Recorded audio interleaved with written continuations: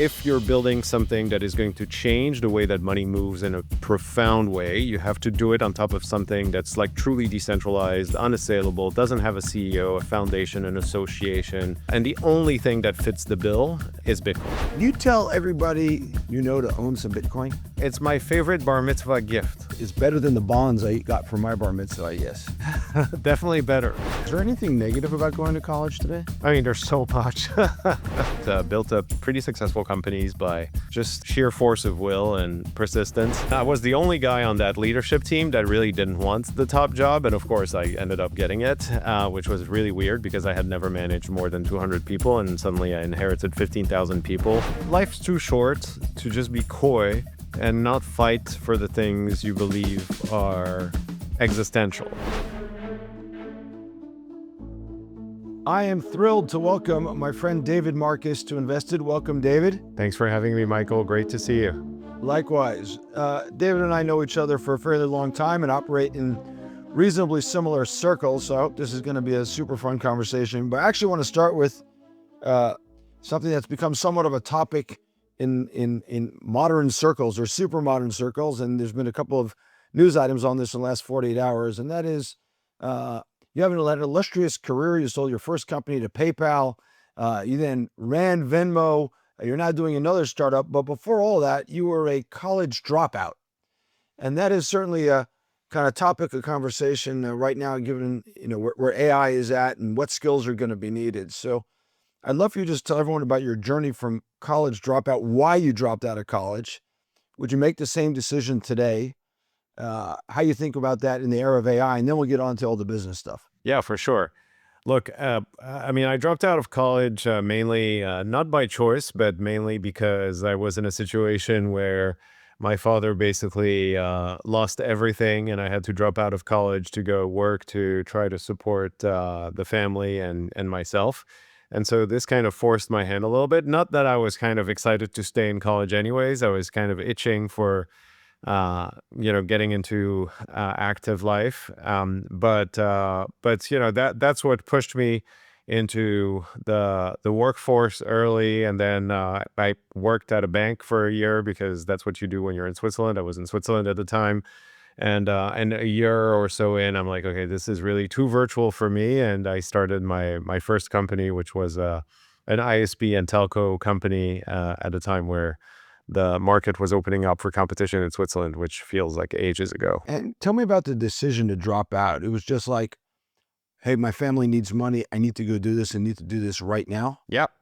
Yeah. Do you have any regrets about it? No, zero regrets. And it's kind of interesting because, we have 3 kids, and one of our 3 kids is actually Ethan, our son, is actually a dropout as well. But like, he didn't drop out because he needed to, but he dropped out because he was itching to go build a company, and he successfully, fundraised and is off to the races. So 2 generations of dropouts, not the other 2 so far. Like, so, I mean, 1 for sure, and 1 is too young, but like, there's a story here. When you think about the modern workforce and modern AI, what in your view are the differences between people who drop out to pursue kind of agency, let's just call it that, starting their life earlier versus those who sit down and study in the college environment? I think it really depends. I feel like right now, like the college experience is as much for, building a network and the social aspects of things than anything else. I think, if you're really, really curious and you want to learn about something, we have tools at our disposal to learn that no previous generation had. Like, in ours, we kind of were like, even on the tail end of the Google access to all of the world's information revolution. Prior to that, you had to actually physically go to a library, find a book, etc. There was so much friction between you and knowledge. Google reduced that friction significantly, and now LLMs has like, radically shifted that to the next level. So I think, in terms of learning, I think you can learn pretty much anything without going to college right now, and it's like more the credentialing and the social life. And so I think, the game has changed in a really significant way, I think. And so for this next generation, the real question is, do you need the credentialing, the networking, the social life, or do you want to learn by yourself and go do? Let's invert the question. Is there anything negative about going to college today? I mean, there's so much. you know, I mean, look, I think the problem is like, a lot of the elite colleges in the West have been weaponized and radicalized in such a way that like not everyone has a fantastic experience right now, to say the least, and some others enter college with kind of a normal neutral view of the world and get spat out on the other side, totally radicalized. So yes, there's definitely a downside to that. Hopefully we can collectively work to address this, but there's definitely a downside. One of the things I started to think about recently is, startups are all about pace, and I think learning today builds on itself, right? And I've started to wonder whether the pace of learning in college actually slows people down versus the pace they can, via a lot of the self-learning you talked about before, whether it's YouTube or LLMs or just reading online. Do you have a view of that? Yeah, I mean, definitely. I mean, look, an AI, an LLM can be the ever patient tutor that will never get agitated when you don't get something, that will be like, ever patient and take the time you need to actually learn at your speed. And so I think that's definitely going to be a thing. Look, I think, hopefully we can address some of the shortcomings of colleges, and some of the best institutions will learn how to actually use AI as a tool for their students to learn faster, better, and actually to, just raise the level for everyone. I hope this is where we end up being, but like if we're in a world where basically people just accumulate college debts to be around people who are being radicalized and are falling behind compared to people who actually learn on their own, like you basically get the worst of all worlds. Can I just ask you one more question on dropping out of college before we move on to the business stuff? So you dropped out for family reasons. You need to support the family. Has that had any kind of long-term impact on you, that experience? Oh yeah, for sure. But positive impacts, like not at the time where I was living it, but like certainly like this idea that I was in a pretty comfortable environment, a pretty comfortable family environment, and not have to really think about how to put food on the table or any of these things by far. And then I got basically projected into this reality of having to do whatever it takes to win and to like earn money and support my family and myself at a very, very early stage of my life, was definitely very formative for me. And I'm really thankful, actually, in hindsight, that all of this happened to me. Anything you would tell your younger self today about that experience? No, I feel like, I don't know, maybe it's me just idealizing, that stage of my life, but I feel like I never took it really hard. It's like, it was like just what I had to do, and I just went and did it. It was not like I felt like things were going to go bad, or it's like I was always optimistic about my chances. So, I don't know. I guess like maybe more useful for people listening to this is like, actually if life throws stuff at you, if you internalize those things as it happens to you for a reason, you have something to learn from it, and something good will happen, make you better and stronger. I think if you approach challenges and hurdles in your life with that mindset, then you're fine no matter what happens. Amazing. All right, let's take us through the career now, right? So start us at the startup that gets sold to PayPal, then going to run Venmo, and let's do the career thumbnail. Yeah, so I mean, like, so I dropped out of college. I went to a bank. I didn't like Which it. bank, by Started the my way? first company. I'm sorry. Which bank? Oh, it was a small Swiss bank called Handelsfinanz. Okay. That since then got acquired by HSBC, etc. But so a phenomenal group of people. Really enjoyed my time, but like it wasn't for me.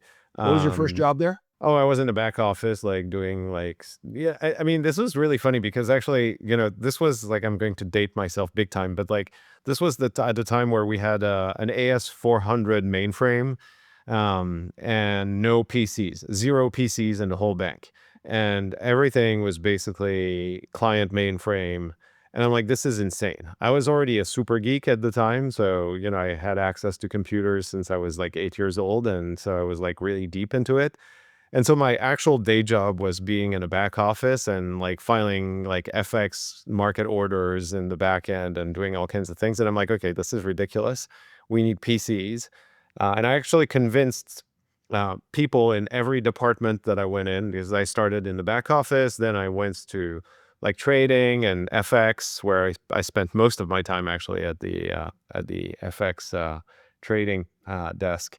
But every department I went in, I added a PC, and I, had little programs or even basic Excel stuff that actually made life of everyone easier. And by the time I had left a year later, there were PCs everywhere, and and I was not part of the IT department, which is kind of really a funny anecdote of my time there. And that's what I enjoyed doing. I enjoyed actually finding ways to make people's lives easier with technology, and it was really clear that this is what I needed to go do. And so when the market opened up for competition on the telecommunications market in Switzerland, I was 23, and I decided I'm going to go build a company to compete with Swisscom, the monopoly in Switzerland. And I knew nothing about telecoms, but built up pretty successful companies by just you know sheer force of will and persistence.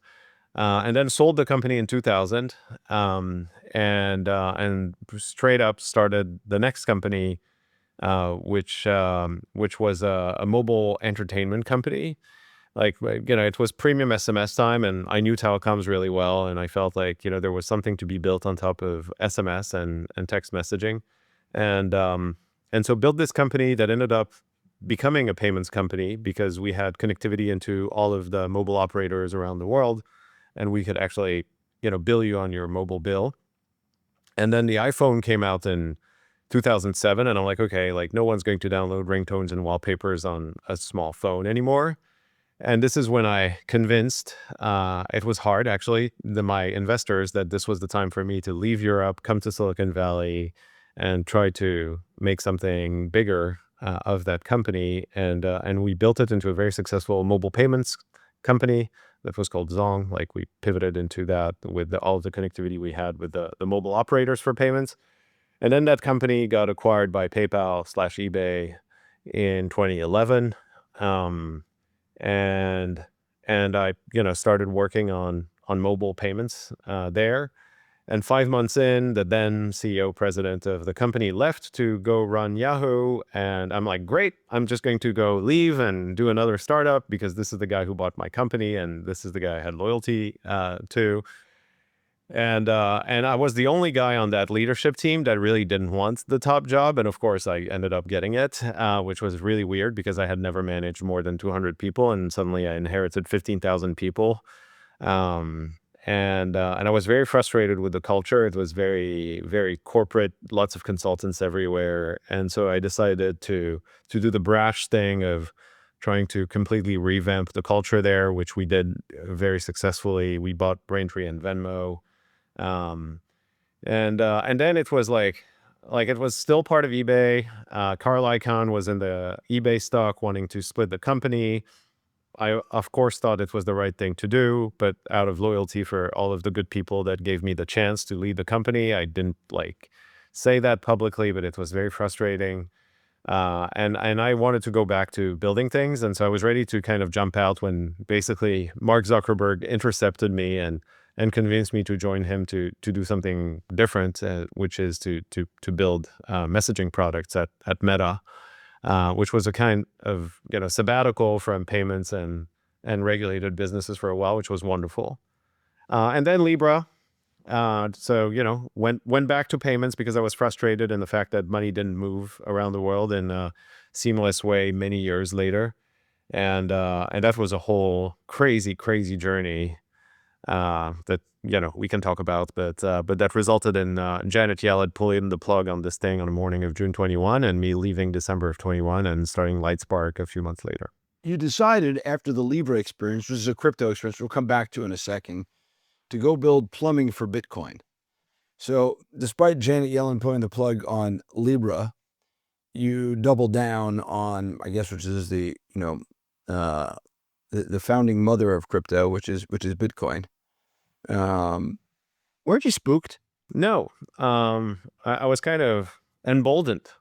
So look, I mean, so first of all, like when we started the Libra journey, the whole point was the internet needs a protocol for money, like an open way to move money on the internet, like any other type of content. And that thing didn't exist.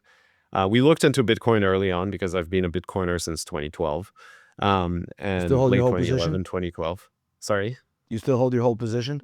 no comment. uh, But so yeah, I've been in Bitcoin since late 2011, 2012. Thanks to a good friend. We can talk about that. But so we started looking into Bitcoin early on in the Libra journey. And we quickly realized at the time in 2018, early 2018, that like the Lightning Network and the technology supporting Bitcoin wouldn't scale to real-time transactions for billions of people on WhatsApp and beyond. And so we went on and built our own proprietary blockchain with a very early, ahead of its time, stablecoin concept. And the fact that it came from Facebook, which at the time was really not a well-liked company, to say the least, it's probably the understatement of the year there at the time. And the fact that we reached 3+ billion people every month across our products, like really made it a systemic threat to the system instantly, like even before we launched. And so for once, all of the central bankers of the world actually agreed that this thing needed to die. And we fought it for, another 2.5 years until that morning when Jake Powell went to have breakfast with Janet Yellen, which they do every other Thursday. And he was actually ready to let it go within a controlled environment. And she was like, "This is political suicide. I won't have your back." The next day, the general counsel of the Fed started calling all of the banks and participants, telling them, "Look, we can't prevent you from going forward with this, but we're very uncomfortable about you doing so." And that was it, basically. So it And what was do you kind of think a about that in Sopranos retrospect? shakedown. Yeah, well, I was gonna Sorry. say, it sounds like a political shakedown. And what do you think about that in retrospect? Oh, I was like very angry. Like I came to America as an immigrant, like, and I was like, this is it. This is the country of like leveled playing field and equal chances and opportunities. If you build something great, people will let you do it, etc. And this is kind of Banana Republic shakedown style. And so look, the learning there was deep, right? Back to the earlier point around like the philosophy of if stuff happens to you, there's a reason and there's a learning. The learning there is if you're trying to change the way that money moves, first of all, you've got a lot of incumbents and players that will want to stop you because they have a lot of entrenched interest in keeping the inefficiencies alive. And uh and the few things that we did wrong was actually, like, one is if you're trying to supplant the unit of account of a country that a government controls with a stablecoin in this case, and the threat is real, then you will be shut down. If you're building a network that is centralized, even though we tried to devolve power with 28 other phenomenal companies that joined that consortium, all of these companies can be pressured into dropping out. And they were, because there are humans and CEOs and they have shareholders, and there's all kinds of different ways to actually pressure people. And so the big insight is, if you're building something that is going to change the way that money moves in a profound way, you have to do it on top of something that's like truly decentralized, unassailable, doesn't have a CEO, a foundation, an association, a consortium, and the only thing that fits the bill is Bitcoin. And so that was the insight, and so that's why a number of us left and started Lightspark in April, late April of 22. to go build an open money grid on top of Bitcoin, basically. Why do you believe in Bitcoin other than the fact that it's decentralized and obviously is not domiciled anywhere? It's kind of a unique thing.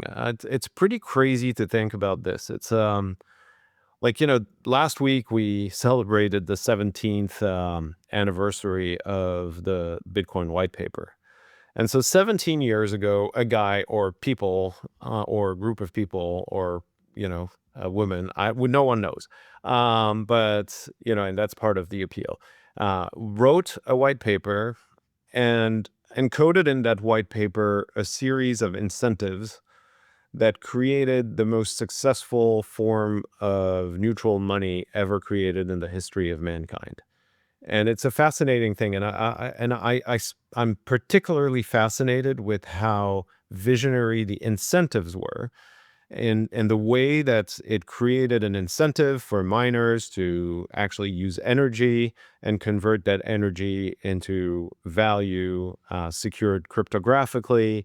The way that it created an incentive for people to care because of the appreciating value and the fact that we had, finite supply, a deflationary asset by design in a market that's, you know, uh, basically plagued with inescapable runaway inflation, and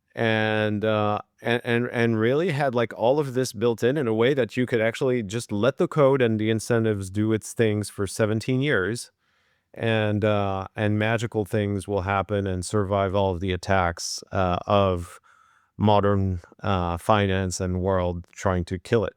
Um, and that's a truly unique thing, and no other digital asset has that property. None. Like every other thing. Like think about like any other asset or network. You can name a person who has outsized influence. You can name a group of people. You can name a foundation or company that actually has some influence. This is the only one that is truly neutral, decentralized, secured, that has the depth of liquidity with all of the other currencies, which is actually super important for payments. And that's why we basically convinced ourselves and reached this unshakable conviction that this is the only thing that will actually behave like an internet for money, that you can build a set of technologies and products on to facilitate real-time global payments, and make money like any other type of content on the internet. Ironically, though, it hasn't happened yet, right? We're 17 years into Bitcoin. I think it's fair to say, even though the stories or the lores of people who paid for their pizza with too many Bitcoin 15 years ago, it's not exactly not even the world's uh, bottom 10% payment system right now. Yeah. And so I guess it begs the question, right? And to be candid, if it's digital gold, and I'm a Bitcoin holder also, if it's digital gold, most people don't pay for things with gold uh, either. So why do you think that this actually will become a payment system, and why will Lightspark be successful at it? Yeah. I mean, look, I think I'm so glad you asked that question. Like, so first of all, a couple of things. Like, one, I mean, more than a couple actually, but like the first one is like, if Bitcoin didn't take the time it took to actually be as secure, as prominent, as valuable, with the depth of liquidity it has in trading with all of the regular currencies that people want to pay with and use, then it wouldn't be as valuable as a settlement asset as it is. And so it needed to take the time to survive all of the assaults. Like, first it was, oh, this thing is for criminals and drugs and what have you, where it turns out that actually 99% of like financial crime is happening on the good old stack. That's like actually way easier to, yeah, exactly. Um, and and then the second one, it was, oh, it's going to consume all of the energy of the earth and it's terrible for the environment. Turns out, no, actually, it's like the greatest accelerant to renewable energy. Great. Okay. So, I mean, we had so many of these attacks, and it had to actually go and survive all these attacks. It had to actually get into the hands of the largest financial institutions in the form of ETFs, the most successful ETFs in the history of ETFs.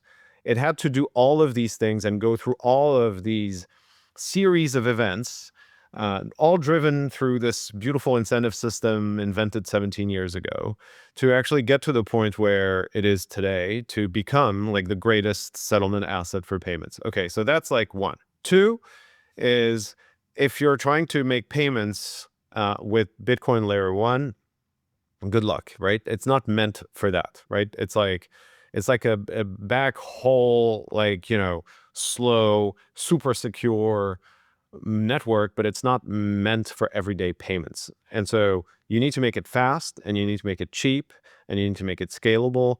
And that's where Lightning and Spark, a Bitcoin L2 that we invented and pushed out in the world 6 months ago, are meant to do. So you have to build a set of technologies to make Bitcoin move fast and cheaply. And then third is the insight, which is the one that is really important, that actually fast, cheap, real-time Bitcoin movement is actually like TCP/IP packets for money. It's not like when you send an email or a photo, you're not, you know, you're basically sending a series of zeros and ones on TCP/IP that arrives on the other side and gets like reassembled into a photo. The same is true for the way that we're using the Bitcoin network for payments. You're sending dollars to someone in Mexico receiving Mexican peso on the other side. You're not seeing that you're using Bitcoin. You don't even know you're using Bitcoin. You're not spending Bitcoin.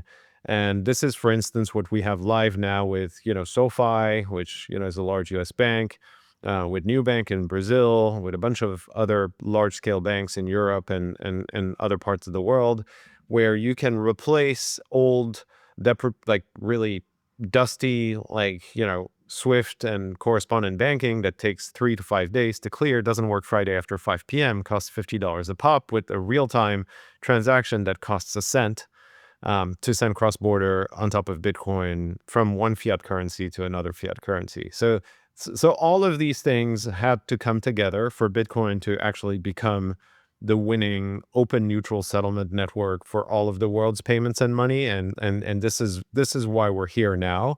And it's really starting to work at large scale for the first time in 17 years since its invention. Isn't it fair to say, though, that the early instantiation of these payments and the payments rails has happened through stablecoins, mostly built on Ethereum, which, the point you made earlier, does have a choke point. It's not obviously as stateless or distributed as Bitcoin, and so early adoption, even other blockchains, Paxos doing and others, have created the payments rails that are 24/7. So the answer criteria 3. Somehow they matured faster, although many of them on the stablecoins are backed by U.S. Treasuries right now, which I think the United States government is certainly in favor of, even if they won't say it publicly. And so, like, why should Lightspark catch up to what's going on in the stablecoin world? Now, obviously, Stripe just acquired big stablecoin company, and stablecoins are taking off big time. Yes, I mean, to me, like the two are not mutually exclusive, right? It's like, for me, a stablecoin is just another asset type. And as far as we're concerned, we support stablecoins on our network. So it's like, you can send dollars to someone in Mexico receiving Mexican peso, or to Europe, or to Israel, someone receiving shekels. It's fine. But you can also send dollars to someone in Argentina receiving a stablecoin, a dollar stablecoin, and that works fine too. And so for me, like I think people conflate the stablecoin, like the digital form of dollar, that is fully centralized, fully controlled by a corporation that has to run the reserve, and the rails that are Bitcoin, basically fully decentralized, fully neutral. And stable coins can be just another asset type running on Bitcoin. And this is one of the reasons we built really easy issuance capabilities on top of Spark that, exists on top of Bitcoin. And so, like, you can use the products and capabilities we built. A few weeks ago we had our big partner summit here in LA, and we announced this new product called Lightspark Grid, where you can open an account and then use the network to send or receive transactions in 65 countries that go straight into a recipient's bank account in real time 24/7 powered by Bitcoin at a very low cost, and or spin up wallets in real time and send either Bitcoin or stablecoins to these wallets anywhere in the world.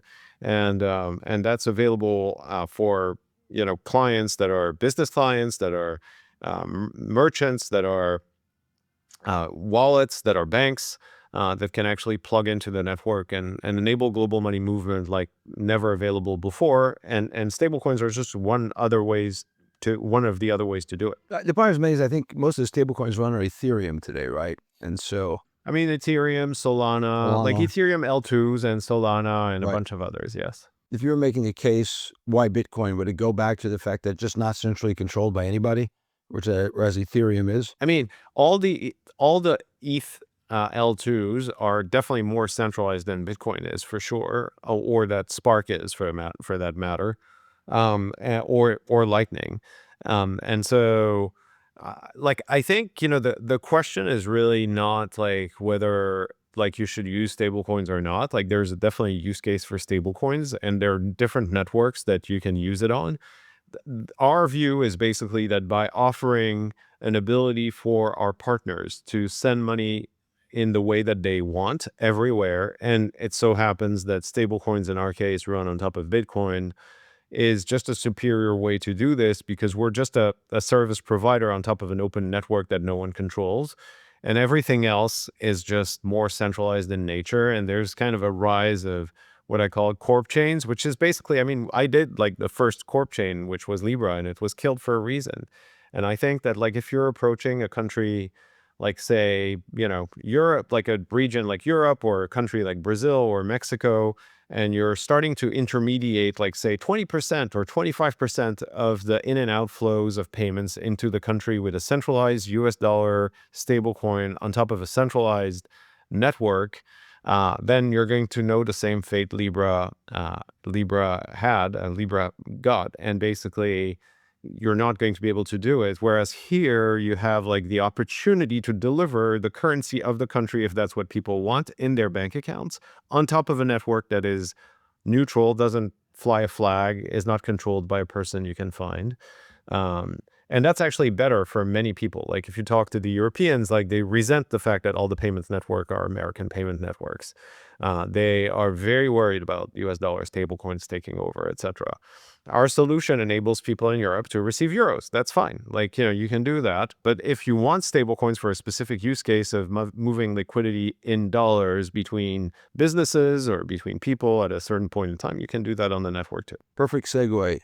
So is Lightspark and Bitcoin a gateway to de-dollarization of the economy and the world? Well, I mean, we're not that. Like, we're kind of like, this is the stablecoins thing, right? It's like, if you are a country and your currency is crap, and basically people who work really hard to earn money, and then like the second it hits their account or pockets, it's basically melting away.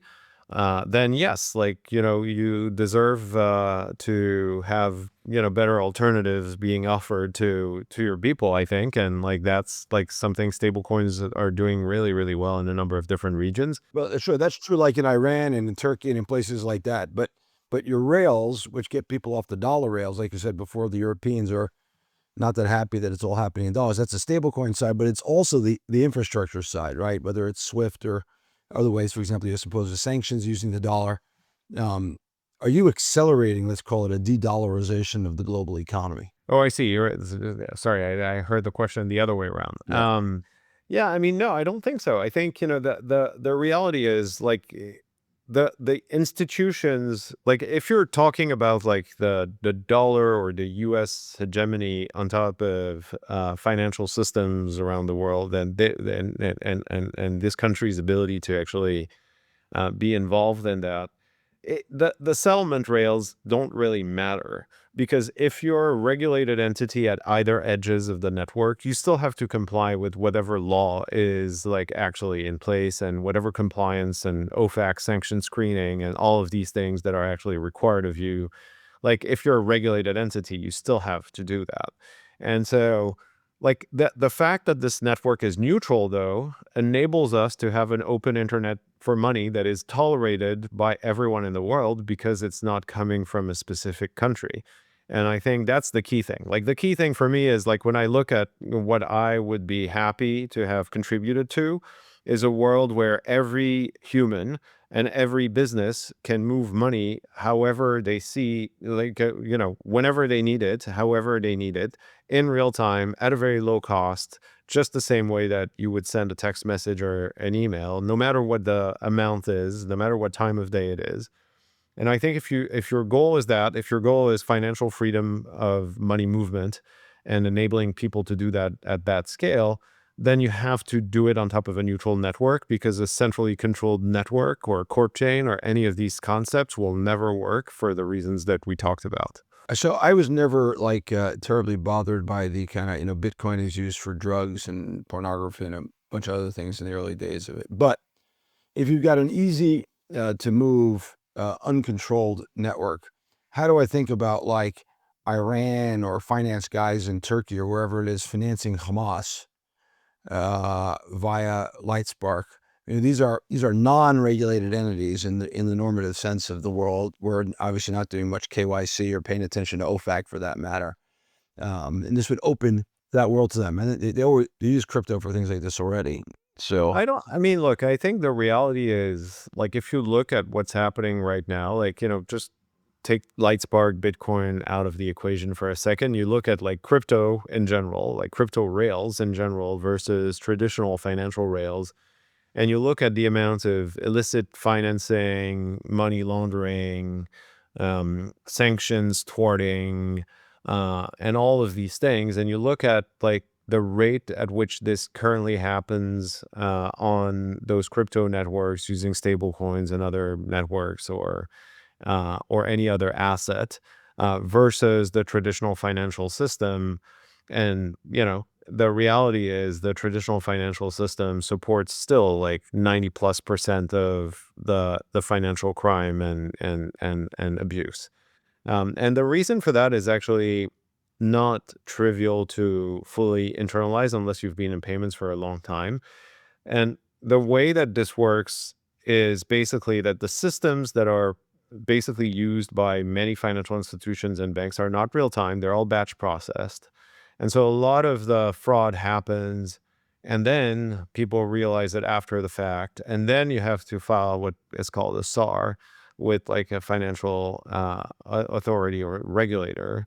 And by the time you do all of these things, the funds are already long gone and washed and all of that. So, I think, if you talk to any AML specialist on traditional financial networks, they'll say that like the efficiency rate of these systems is 1% or below, which is crazy, right? And when you look at like the reality of what happens on blockchains and crypto networks, it's like, if you're a criminal and you want to use that, like, to move money around or to toward things, you're a dumb criminal, which is often the case, by the way. But like, and it's just like you get caught much faster because all of these things are real time, and they're much more modern systems that enable you to detect those things much faster.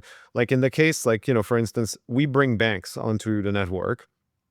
And before the transaction actually happens, there's exchange of information that happens between the sending institution and receiving institution about the account holders on both sides, whether they're KYC'd or not KYC'd. They run their OFAC sanction screening and all these things before the transaction actually gets settled in real time.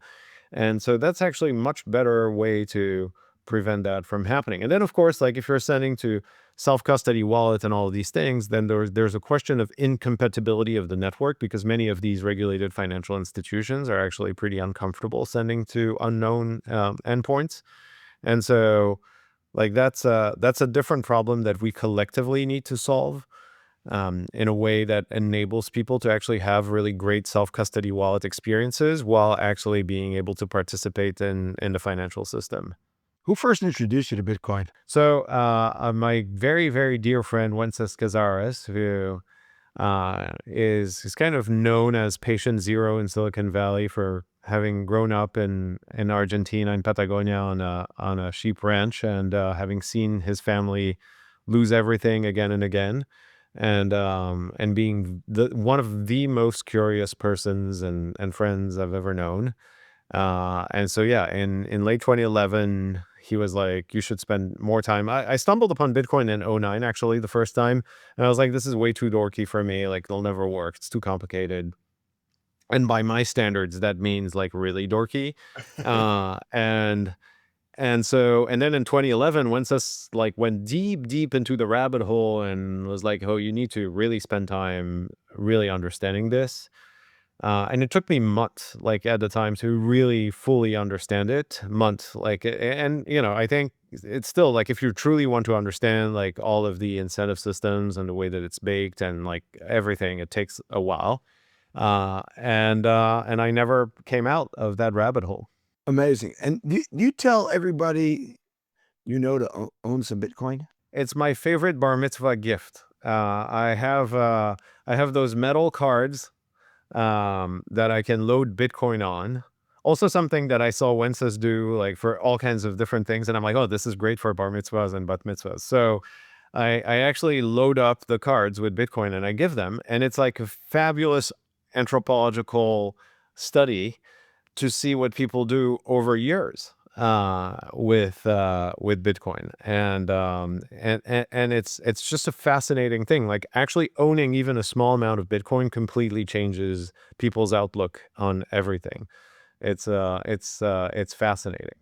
You can actually track what they do with it, or you ask them. Yeah, no, I mean it's a public key. Like so you can like if you have the public key of the thing, you can see whether people are actually over the years spending it, keeping it. It's fascinating. It's better than the bonds I got for my bar mitzvah, I guess. Definitely better. The Definitely returns better. have definitely been Wrong better. generation. Yeah. So you I think said somewhere that you think Bitcoin has gone to 7 figures. Yeah. You still think so? Oh yeah, for sure. For sure. I mean, look, like if all things are being equal and like just forget the utility phase of Bitcoin and the fact that it's going to basically move trillions of dollars a day of payments. So take that out, like of the equation entirely. If you look at just the store value use case and you compare it to the market cap of gold, it's much better gold than gold. Like, people say, oh, it has no intrinsic value, etc. That's bullshit. It has, actually like, more value, hard value than Why? gold has. Why? But just because, like, when the first gold ETFs were created, like, guess what? They figured out a way to mine more gold. Like, there's like elasticity in the supply of gold that doesn't exist at all in Bitcoin. Like, we're going to have 21 million Bitcoin, period. And that's like enforced by code in a way that, like, is really predictable and impossible to change. And so, or it would take a lot of people to agree that they need to change that to change it, which given the current incentive structure is not going to work. So you have like some certainty that this is not going to change. It is more fungible than gold. Like, just try to buy coffee with like a gold coin. Good luck. It has more portability than gold. You can remember 12 words and carry around $1 billion or more if you want. Like, that's totally fine. So if you remember in your head 12 words, pretty remarkable thing, right? If you look at the market cap of gold right now and you adjust it to the number of Bitcoin and all of that, like, the market cap of Bitcoin should take it to a price per Bitcoin that should be anywhere between, 1.1 and $1.5 million a Bitcoin. And I think that's going to happen. The question is when, and that your guess is as good as mine, but it will happen. I saw Tom Lee said today that Bitcoin will hit 300,000 by the end of the year. Yeah, I don't know I about saw that. I saw Tom in Saudi a couple days ago. Yeah, He was very, I don't know about that, but and he said he was more bullish on Ethereum than Bitcoin. So go figure. I'd say I'm pretty bullish on that Bitcoin. I know about. Yeah, yeah. I want to switch gears entirely for a second. So you said somewhere that the biggest threat to the United States is not China and not AI, but the U.S. education system. Can you elaborate on that? Yeah, because I think that fighting an external enemy is always easier than fighting cancer. And cancer is in your own body. It attacks your healthy cells and just make them malignant cells. And I think that's what's been sadly happening on our college campuses at an alarming rate. I think it's a combination of different things. I think it's a combination of what happened during COVID, the fact that, a lot of kids basically didn't have a normal college experience for a while. The fact that we have increasingly turned college into a giant vacation for, liberal arts and all kinds of different things that you can learn as a hobby rather than go to college, but that happen to be the places where people got most politically radicalized. We've let foreign interference fund programs to radicalize our kids. And the result is what we've witnessed in the last few years, which is like basically perfectly normal kids that actually come into college with all kinds of hopes and dreams, and come out with radical ideas. And I think that, like, if we let it continue to metastasize, we end up with situations like, was probably about to happen as we record this podcast in places like New York with, Zoran Mamdani being the mayor of New York, which still like boggles my mind in ways that I can't even begin to explain. And you look at the voter base of people like him, it's like those kids that we're talking about, and it's the product of our education system. And did it? You think it starts in college, or does it start earlier? Because my sense is, and I just met somebody who moved from Silicon Valley to Israel. Said his wife was a teacher in a high school, and it's an elite high school, private high school in Silicon Valley, and basically on October 8th was more or less asked to leave because it didn't kind of align with the high school's view of what's just called current events. It feels like it's infiltrated even younger. Am I wrong about that? Yeah, I mean, college is kind of the finishing touches. Yes, it happens. It happens earlier. It happens. It happens even in earlier stages of middle school and other parts of the education system. And parents, of course, have a responsibility. And I think a lot of parents have just let their kids be weaponized without intervening, and it just creates this crazy situation where If you were advising parents, should their kids go to college? I would advise them to be very thoughtful around where they send them to college and for what, and ensure that you're very present as a parent during those years. Can I ask where your kids are in college? So I have two kids who went to college. One dropped out, and so the first one is very studious and very academic, and she went to USC, and graduated with all of the honors, and is now an entrepreneur in her own right and doing really, really great in the food business. And the middle one, because he didn't care at all about academia, thought it was a total waste of time. And so he went to SC as well, and dropped out to start his startup as well. And the third one is too young to go to college. He's 16 now, but no one's radicalizing that one. I can tell you already. That's not happening. My 16-year-old is the same for what it's worth. And so uh, tell me something else. Oren Zev said I should ask you, our mutual friend, where, you've been very public about your political views, particularly, I think, over the last 2 years, but perhaps even before that, because, I remember you were grilled in Congress about Libra. And I think you've been pretty outspoken on that as well. You said before about Janet Yellen. Has that hurt you in any way, business-wise, personally, your kind of outspoken views on political issues of our time? You have any second thoughts about it? Not at all. Not at all. Look, life's too short to just be coy and not fight for the things you believe are existential. Um, and I definitely think the topics that I've fought for, notably around Israel, around um, defending Jews outside of Israel, the diaspora, around the Western values that I hope we continue promoting and advancing in America. All of these things are things that are 100% worth fighting for, no matter what the consequences are. And so for me, I never looked back. And of course, it had consequences. Of course, I lost fake friends. Of course, I had a lot of threats and issues that I had to contend with.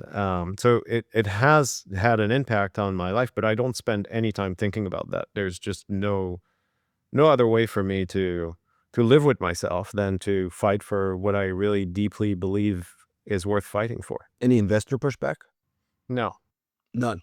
Because you got aligned investors to start with, or probably, yeah. yeah. Going back to the school question, and do you think things are better in Europe in universities? I'm not sure. I think there's probably less foreign money influence just because this is not the way that most universities work in Europe. Like they're publicly funded with no opportunity for anyone to start throwing money at programs to brainwash kids. So I think there's less opportunity to actually do that. But if you look at what's happening in Europe, it's not like it's a lot better. So maybe that dimension is slightly better, but I think on all of the other dimensions, you still have way too many professors that are trying um, to really change the outlook of young minds in a way that's very, very damaging. I think I once saw you say that not everybody hung with you in Libra, like to the 11th hour. Like you really fought this thing to the bitter end. But not everybody hung in there.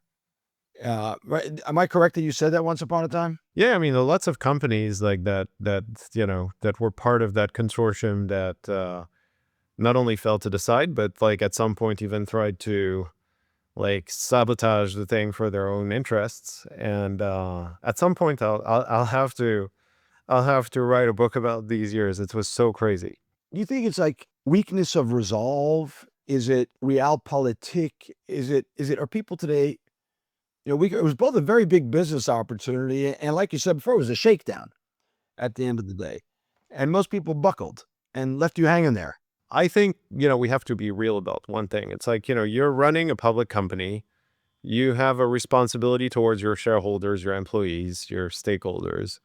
And this thing is actually threatening your core business. This thing was like it had an opportunity for people, upside opportunity, but not at the cost of like risking their own core businesses. And I think, the politicians were actually really, really good at this. There's actually a letter that is still public record that was sent by a few senators to a bunch of companies saying, look, if you don't drop out of this thing, expect increased scrutiny, not only in things related to Libra slash DM, but like anything that you do in your business will actually be under higher scrutiny because you're continuing to be part of this thing, which is insane. And so, if you're a responsible business leader and this is actually maybe important to you, like, but not as important as your core business, you're not going to press on. Hence the point of building on Bitcoin. Like, there's no pressuring Satoshi Nakamoto to do something. Like, good luck with that. I think I read between the lines of what you just said now that for Facebook and Zuck, Libra was not part of the core business, but for many of No, the no, actually, partners. no, actually, to credit to Mark. Mark was like all the way to the end. Like maybe not many other people at Facebook felt the same way, but like to his credit, like he had our back all the way to the end, like Yeah, all but, the but way why? until Why that. wasn't he afraid of the risk like the CEOs of the other businesses? Because, Mark is wired that way. He felt like this was actually something that was actually going to be really good for the world and, also for Facebook if it worked out. And he doesn't shy away from like hard things if he believes in the thing. And I think that's an amazing quality he has. And until the last minute, until that general counsel from the Fed call in June 2021, he had our backs all the way. That's actually quite remarkable. Yeah, it absolutely is. Yeah. If you had to give all the listeners two lessons from the whole Libra saga, and particularly the end of it, what would they be? I don't know. Typically what I do in these things is like, it's like you ask, like, it's like, oh, persistence and all of these things are just really great. But in that case, persistence turned out to be a total waste of time.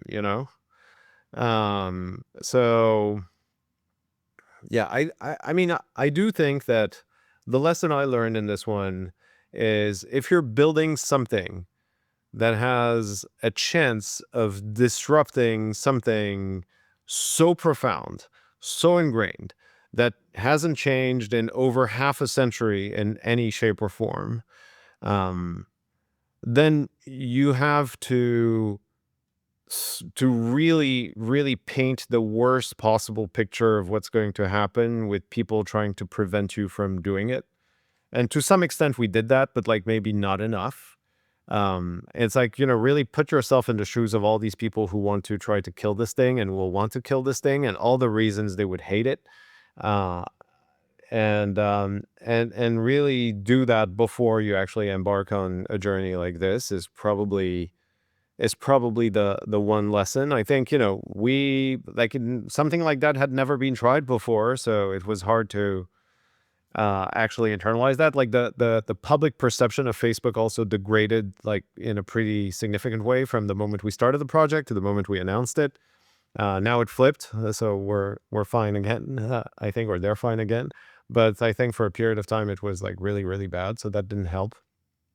But yeah, I think really like think adversarially to the max extent possible if you're doing anything related to completely revolutionizing money movement for billions of people. Like you really have to be adversarially minded because it's coming for you, for sure. Has it changed your view of politics and politicians in any way? Oh yeah, for sure. Like I had rose-colored glasses when it came to politics and all of that, and then I spent so many nights and days in DC meeting with senators and Congress people and regulators and executive branch people, and it completely changed my view on politics completely. I want to switch gears for a second. So you have a Romanian father and an Iranian mother. That's quite a multicultural upbringing because you also were born in France and grew up in Geneva. Yep. Tell me about how that impacted you as a person, your childhood, who you are today. I mean, in so many different ways, it's like for on my mother's side, she had like such a traumatic life because like she had to leave Iran when the mullahs came in 78, lost many, many friends and loved ones, and lived with that and the inability for her to return to her country and so great story of deep loss on that side. Um, and then on my father's side, it was really this deep rooted like Ashkenazi identity, uh, and I guess like like all of the attachments to Israel and all of that comes from my childhood because we were there every 3 months or so all the time, and my father loved bringing lots of people to Israel to make them understand and discover, like literally flew people in all the time. And so I grew up with all of that. And, Paris, I was a kid, like I was 8 years old when we left, 8 or 9 years old when we left for Switzerland. And Switzerland was kind of, very international environments and interesting. I still have like, my high school friends from that time are still close friends now, so which is kind of funny. Um, but yeah, so it was kind of this multicultural thing between like the Iran thing of not being able to go back and losing so many loved ones and then the deeply rooted Israel stuff on the other side while not living in Israel directly but being there a lot and being in Europe. So it's kind of like a very interesting mix and then until all hell broke loose with all of that stuff and I had to go drop out and start working. How does the kind of current war, the 12-day war against Iran, does that bring up any feelings? I mean, months ago, but does it bring up any feelings? Well, I mean, look, I live in LA and I'm surrounded by Persian Jews, right? So, so to say that, Forgot about that angle. I mean, it's like, everyone's talking about it. And like, I think there's definitely excitement. And at the same time, this feeling that we shouldn't be too excited because every time we get excited for some reason, like, it just doesn't pan out. But I do think that now more than ever, there's a possibility that there's regime change that's going to happen within our lifetime in Iran that is hopefully going to change the dynamic of the Middle East. But I'm afraid that they're not going to go out without a fight, and I'm afraid of like what's going to happen when we're getting closer to including more countries in the Abraham Accords and what that does to what they do in the region, etc. So there's like all kinds of things that are in the back of my mind, but like I think that within this generation, we're probably going to see regime change for the better in Iran. Well, we both moved to a different country um, as reasonable adults. You were more of an adult than I was. Um, how do you think about your kids growing up in a completely different environment, both financially but also culturally, than the one that you grew up in? I mean, look, I'm very happy I made that move, and I'm very happy our kids are here, and are spending time here, and are spending time in Israel, and it's like between the two, I think it's a good balance of things. Um, and but America's great. I feel like if we if we can prevent it from deteriorating even further, to our previous conversation, I think this is a country where you have meritocracy, where you have rule of law, where you have opportunity, where you have a lot of enthusiastic people that are not judging you for who you are, but like more judging you based on what you actually build and what you give them, like, in terms of products or services, capabilities. Like, so, like, all of that creates an environment which I think, really good, hardworking people can thrive in. And when I look at the rest of the family that stayed back in Europe or friends that stayed back in Europe, like, they haven't had like the same opportunities that I've had, that you've had, that our kids have. And I think that's very, very visible as we age. It's the delta keeps increasing, and I think they're sadly falling behind more and more. And all of the major innovations, the optimism, the creation of value, but also like the moving the world forward happens here. And so I'm very happy that my kids are here and that we came to America and they're growing up here and I'm excited for them to also spend more time in Israel, which is always like a great thing for them and for the next generation. What do you think happens in Europe over the next 10, 20 years? It's a tough one. It's a I right now I'm very pessimistic. I'm very pessimistic. I think you see what's happening in the largest democracies in Europe, and you see the problems from within, like the fact that the immigration that they're faced with is really eating their societal fabric alive, uh, and that I don't see how they actually break the cycle. I don't see it. I think it's going to take some radical things that the Europeans are probably not equipped to do until it's going to be too late. So I'm really not optimistic, sadly. Give me a prediction for Europe that you think most people haven't thought of yet. I think Switzerland is going to continue to be great. Somehow they always figure out a way to differentiate themselves in ways that make them look on a relative basis so much better than all of their neighbors. So I think not everyone is like thinking about that when they think about Europe and they think about that little country. But look, I actually think that if you look at France, if you look at the UK, um, they're on a downward spiral, and I think that uh, they either have like significantly adverse events that push them to do for them the unthinkable, or they're just going to become like rudderless lost countries, and I think we're not far from that, sadly. Like we're not far from the point of no return. Two last questions. You said twice earlier that if something happens, there's a reason for it, and the question is what you learn from it. Can you just unpack that for me more? What do you mean by that? There's probably all kinds of readings that you do more than I do that you can also bring to the fore on this topic. But look, I think life has meaning, and things that happen in your life have meaning as well.